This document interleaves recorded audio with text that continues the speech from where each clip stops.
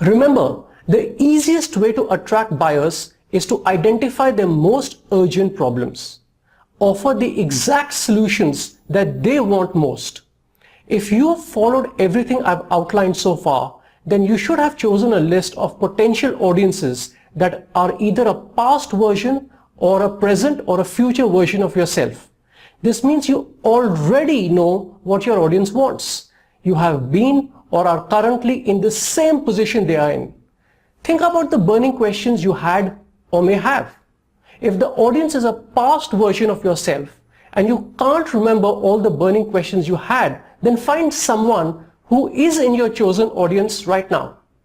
And you actually only need to answer 3 questions, either by asking them yourself or talking to someone in your target audience. The first question is, what are your most burning questions about topic X? If you could wave a magic wand, what would be the ideal result when it comes to whatever the topic is? And if I made a custom-made perfect solution to get you that result, what would it look like? Those 3 questions tell you exactly what your audience wants to buy if you just listen. Now get out of your chair, get out of your home and go and meet that audience. If you still can't find someone to interview, then find them online where your target audience may hang out. Look for online communities, groups and forums. Have a deep, meaningful conversation with them to verify the problems that you have discovered. Meet at least 5 to 10 people in your audience and have those discussions. If you're still stuck and can't find an audience that will make you money, don't worry. It's perfectly normal to feel uncertain. Go back to the audience profitability tests, but this time, instead of searching for audience ideas that you've already listed, use each of the tools to brainstorm for ideas.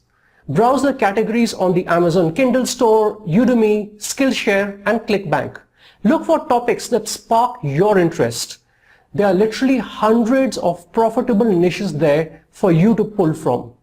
So let's close this lesson and start summarizing what we have learned so far.